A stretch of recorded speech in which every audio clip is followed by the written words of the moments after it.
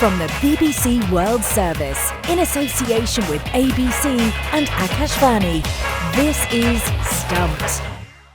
Hello and welcome to Stumped, your intercontinental hit of news, features and debate from the quirky world of cricket. I'm Alison Mitchell in London. Had a very interesting dinner last night at a beautiful venue next to the Globe Theatre in London, so looking out over the River Thames towards St Paul's Cathedral. But also sat next to British former sprint indoor champion Dwayne Chambers, whether you remember his name at all, Jim Cherry. He served a doping ban back in 2004 and he's now starting to speak very candidly about all the events that led up to that time, so almost sort of getting into a bit of a second career as a speaker now. But yeah, very interesting conversation. He's not a cricketer. I did mention that I had played a charity game with a Jamaican sprinter Johan Blake once, who ran in from behind the sight screen. I suggested that he might make a good fast bowler, but I don't think he's about to turn to that yet.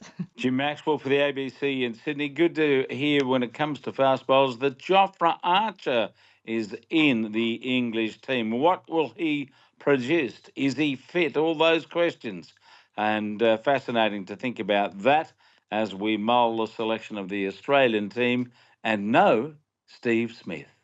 Well, Alison, what's it with you and very interesting dinners? You seem to be doing those pretty regularly. What can I say? I get around. The Beast certainly came to bowl to you. Lucky it wasn't Bolt, because he too, if you remember, was keen on a cricketing career as a fast bowler and eventually settled as a footballer and whatever else. But hello, everybody. This is Charu Sharma for Akashvani. Today, back in Dubai to do a little bit of IPL radio work for UAE Radio, where, by the way, you might have heard in Dubai and the surroundings, there was some very heavy rain about a week or 10 days ago, which caused enough chaos, and we thought it was all over with when I came back here yesterday. But guess what? It's raining again today, and the streets are somewhat flooded. Who needs that here? Well, stay dry, Cherry, won't you? Now, on this week's show, we're going to hear how the Vanuatu national women's cricket team are making history. They're the highest-ranked sports team in their country. But first, some exciting news to bring you, actually, before we get into the show. Stumped is heading out to New York in June for the men's T20 World Cup. Well, I will be going. Sorry, Jim and Charu. No group excursions for the show this time, but I'll be going out there and we will be bringing you a special edition of the show with all the sights and sounds of the Big Apple. We'll be getting a first-hand feel of just how World Cup cricket is received in the States. So that is very exciting. Let us know if you're listening to us from New York and if you think there's somewhere we should visit. So when it comes to the World Cup, well, most of the leading contenders have now named their provisional 15-man squads for the tournament. And fair to say there are a few notable omissions and surprises. Jim, you've already mentioned Australia, and leaving out Steve Smith. Also, no Jake Fraser-McGurk. He's been a talent that we've spoken a lot about, but yes, Australia's side is a pretty hard one to get into. But yes, talk us through their squad and their prospects. It's not all over yet, folks. Provisional was the word you used. True. And David Warner has a finger injury. He's not playing at the moment. So there's still a chance that there could be a change. Even the captain, Mitch Marsh, has a hammy problem. So we're not 100% decided on the final composition. I'm not surprised about Smith not being there. His T20 form has fallen away. In fact, he's doing commentary of this T20. So I think we're sort of moving on. I mean, Australia plays some ageless cricket. You think, apart from Cameron Green, who's 25, the youngest player is 28.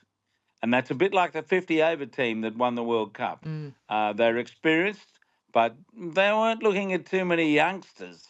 But I think Warner's the one under a bit of pressure, because his form has not been scintillating recently, and he's got a finger injury. So, the jury's still out, whatever you want to describe it as. Let's wait for a couple of weeks to see what the final 15 is. Yeah, and teams have until, May the 25th to make any other changes. And that's one of the reasons why Pakistan haven't actually named what they'd call a formal provisional squad. They've given a squad to ICC because I think they have to, but they've actually decided to kind of almost delay, naming what they call their actual provisional squad. They've got various injuries going on as well at the moment, so nothing sort of too concrete from Pakistan as yet. And one thing about Australia, Jim, is that if they win this T20 World Cup, they will hold every trophy major global trophy in men's and women's cricket, which would be quite something. So that's a definite carrot for them. Chari, we spoke last week, didn't we? Had a big chat about who India's wicketkeeper would be. You said that you reckoned it would be Rishabh Pant with KL Rahul as second choice. Well, Pant is in, but no Rahul. They've gone with Sanju Samson, but he was one of my picks, I think, wasn't he? I was quite keen on him. Or at least thought that he would be picked. Well, good for Sanju. I wonder if he's going to get a game, though, because he is an opener or bats at the top order. And only if there's, God forbid, a major injury is he likely to get a game, because there's no point getting him at number 6 or 7 as a sort of a late finisher. That's not quite his role. But of course, one's very glad for him. He has a huge fan base in India. Of course, so does Rahul. So that'll be one big disappointment. I thought they might want to bolster the batting and have a part-time keeper rather than a keeper who, well, it's a dangerous sort of sentence because Sanju Samson is probably just as much of a frontline batsman. But overall, of course, not too many surprises. I suppose KL Rahul's absence is one. And so too, to my mind, Ishan Kishan, who is again a keeper, but a top order keeper. So there's so many of them in India. But wonderful for Rishabh Pant, because after that injury, as we all know, it was pretty horrendous. The fact that he could work himself back with some incredible work in terms of injury and repair and everything else, and kudos to his staff. But there are some holes. I mean, in terms of the fast bowling attack, apart from Jasprit Bumrah, who's probably the best in the world, a lot of Indians do feel that the rest are not quite up to it, and the Indian team is somewhat spin heavy, which seems to figure because they have such wonderful spinners. I wonder if the final 11 is likely to be. And of course, there's a certain level of heartburn for young Rinku Singh not making it to the first 15. Of course, he is an injury substitute named. So is Shubman Gill. So there's such a dearth of, such a sort of riches for the Indian cricket team that some people just had to be left out. And of course, as you mentioned, Pakistan have announced their team, and in the same vein, depending on, again, I say, God forbid, injury, there might still be a bit of a churn. However, Ali, I do have to ask you your thoughts on England, because in terms of bowling options, there's Chris Jordan, who I shouldn't comment, may not be the number one choice for many, but there's Reece Topley who's done reasonably well in the IPL of late, and of course Mark Wood. Injury, no injury, we'll see. No room for Chris Woakes, for instance, and of course Jim mentioned Archer. Yeah, Archer's the one who's been really grabbing the headlines. It's an eye-catching return to an England shirt, we hope, for him, because he has missed so much cricket for England. 2019 played that major role in both the World Cup and the Ashes that year, but it's been stress fracture of the back, the recurring elbow injury that's just kept him, more out than in the intervening years. And England have absolutely backed him to the hilt. He stayed on a central contract all of this time. So he's had all of that, rehabilitation support, whether that's here in England, but notably, back in his home country as well, where he can be around sort of friends and family in the Caribbean. So if he's there, it's going to be exciting because, he absolutely showed, didn't he, holding his medal in that World Cup super over, that he can handle the pressure of big occasions. But it's been a long time since he's played. So the big thing is going to be, can he string together performances and can his body hold up? So there'll be these matches against Pakistan in the lead up through May. And I guess, all England fans will be hoping that he pulls up fine and then can go to the Caribbean. Jim, what about New Zealand? Come to you on them. They've gone with, I suppose you'd say, experience over youth. Rachin Ravindra and Matt Henry are the only two who have never played in a T20 World Cup before. Is this a formula that's going to help them finally win? Because they've been close, haven't they? Oh, so close in some recent years, beaten finalists in 2021. But goodness, they've never won it. Could this be their year? Well, there's a chance, but no, I don't think they're as good as India and Australia, even England on their best form. But yes, they're always competitive.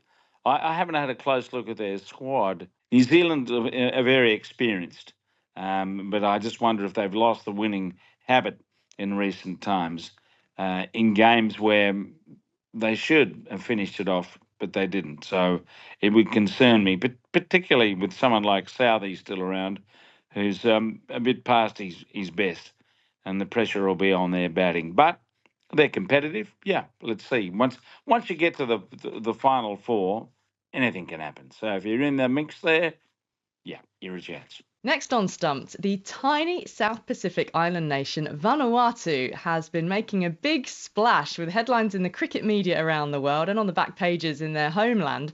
The women's national team not only reached the final qualifying tournament for the T20 World Cup that's ongoing in Abu Dhabi, but in their opening match, the tournament's underdogs, ranked 30th in the world, got a shock win over Zimbabwe, who are ranked 18 places above them. Now, it's the first time a men's or women's team from Vanuatu has ever played in a World Cup qualifying tournament. And the women's side, despite barely owning a full set of kit each, are the highest ranked sporting team in Vanuatu, higher than the men's national football team even, albeit there are probably a few more established countries to compete with in football around the world. But there has been plenty of attention on them back home, and I'm pleased to have with us Chief Executive of Vanuatu Cricket, Tim Cutler, who is out in the UAE where the tournament's taking place. Tim, welcome to Stumped. Tell us, first of all, just how the journey started for Vanuatu, because you're an associate member of the ICC, but women's cricket only began there, in 2012? And as you said, women's cricket started just over a decade ago officially. The first tournament was an ICC tournament in 2012. The women's vice captain, Alvina Chilia, goes further back than that, though. She was playing under 15s with the boys back in 2005. So there's been women playing at least that far back. But it was the biggest thing for us really was back in September when we hosted the East Asia Pacific qualifier, when we defeated the big sister in the region when it comes to women's cricket, Papua New Guinea, who were ranked 11th at the time, and was the first time in any format of women's cricket that Vanuatu had ever defeated PNG. So that was huge in itself, and the team went on to be undefeated in that 7-country tournament to qualify for Abu Dhabi. So what does this victory over Zimbabwe mean to you then? You beat Papua New Guinea, yes, once, as one thing, as a starter, but now, this is a full member nation that the team have got a victory over. Yeah, I feel a bit for Zimbabwe because they seem to be so many teams first, don't they? When everybody comes through to beat a full member for the first time and to see the challenges that they have. But look, it's really the biggest sporting result for any senior sporting team in the country's history. And we've had bronze medals in 2 of the last 3 Commonwealth Games in beach volleyball with our amazing women's team. And we've had some para athletes get medals in the past as well, but from a senior team sport, this is huge. There's been nothing close to this. As you mentioned, with the women's team being the highest ranked sporting side is amazing, and to see the positivity that's come out of that. I think with any touring sporting team from Vanuatu, there's always a lot of interest on the internet, and the interest can go both ways with good and negative feedback, but there's been almost universal positive feedback for the achievement of the women's team here. And even more amazing is the story behind that for every one of those 15 women to actually get there in the first place. Tell us a little more about the celebrated captain, Selina Solman, who's been there right from the beginning of this journey. Is she still this big hero? Do people look up to her? She's still a key element of the team. Absolutely. And it's always, I guess the older we all get, everybody seems younger. But when you look at someone who's only in their sort of mid to late 20s and is such a leader on and off the field, it really is inspiring. Like so many in that team, Selina sort of accidentally came across cricket. Selina only started because her relative was playing cricket and she wanted him, who's now a former Vanuatu captain as well, to play netball with her. And he said, yeah, cool, I'll come play netball with you if you come and try cricket. And Selina came over and tried it and never looked back. Selina's the only player that had been under lights in a proper international stadium before, when she'd been here in Dubai for fair break a couple of years ago. And her innings against PNG was really something for me that set the tone for that entire tournament. And Selina herself just takes so much on her shoulders herself at only 28. She's one of 8 players in the squad that have been on seasonal work, which is picking fruit in Australia for the last 6 months. And like so many people that go there to do that work, a lot of that money they'll never see themselves anyway, because it's going back to support families, or for her to be building her mum's house, or to be finishing her mum's house. And she was appointed as a team leader in that company even before Selina got to Queensland, because Rod Prestia, the owner of I Comply Labour Hire Services, who this cricket seasonal work partnership is with, could see her leadership qualities on and off the field. So Selina really is an inspirational person in general, and almost painfully humble when Selena talks about herself and her abilities, always talking herself down or not talking herself up enough. But to be an observer, sort of an external and somewhat on the inside, to see just how great she is. She's just a great person to have around, and a huge asset for Vanuatu cricket, but just Vanuatu in general. And Tim, just tell us briefly the challenges that you face funding-wise as an associate nation. Because I understand crowdfunding took place, didn't it, to enable these girls to be playing at the qualifiers? Yes, and that got probably the first bit of publicity around this tour, and I think sometimes it's deserved, but in this case it was used as a big stick by many observers to hit the ICC with. But what the background to this was, that all 96 associates have, well, this year around $60 million of the pie to be shared amongst 96 associates, and we're ranked on all off-field metrics, which is called the scorecard funding, and then we get funding this year attached to our T20I funding and what competition we're in. When you make an event like this, the ICC pays for flights, accommodation, including bed and breakfast, and then sort of all match day costs and one meal. And so the association needs to pay for everything outside of that. So it's every meal, travel insurance, physio, apparel, all things alongside that. So that's anywhere between $10,000 and $30,000 itself.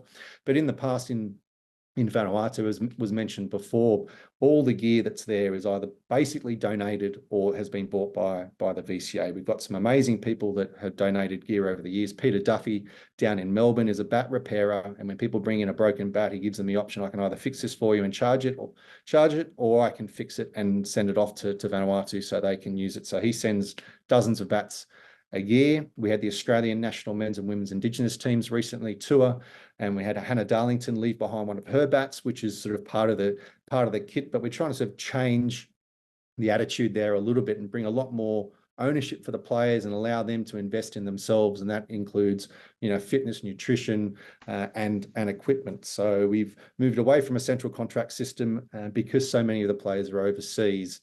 And for our men's and women's tours this year, we've paid a tour bonus and then given them an opportunity to buy a brand new kit out of that, which will cost around 500 Australian dollars through a supplier in Melbourne called Ferox, which has given this amazing deal to get a player level kit for that. So that would mean that they'd get a tour bonus and they'd get less the kit. And the idea was in the office, well, why don't we put the call out there to give the opportunity for people to support the players to pay for this kit, so they can come on tour, have the best kit available, and also have the full tour bonus. So that was how it started. And then any money over the top of it can go against all those other costs. And to see the interest out there it was great to see people being interested in the game, the women's game, and people learning about Vanuatu, because I wasn't the only one in the world that had to learn about Vanuatu, look up Vanuatu when I was going to be traveling there, or the first time I learned about it. So it's great to be an ambassador of the nation there. But yes, it was great to see that interest and to get that money come in. And that has meant that every one of the women in the squad of 15 now has a brand new kit of their own, which is something they would have generally never had before, because there would have been a team kit or there would have been something shared. They would have been moving around, and we all have scenes of club cricket with people swapping helmets and boxes and whatnot as they go off the field, and that was happening all the way to international cricket for our girls and boys. Well, I think we've just got to hope that type of funding isn't required in the future, that funding can come from elsewhere, that you won't need to be doing crowdfunding. But it's innovative and it's producing some results at the moment. So continue to enjoy the tournament. Good luck with it, Tim. And thank you so much for being with us on Stumped. Well, that's all we've got time for on this week's Stumped. My thanks to Jim Maxwell, Charu Sharma, and to all of you. Speak to you soon. Bye-bye.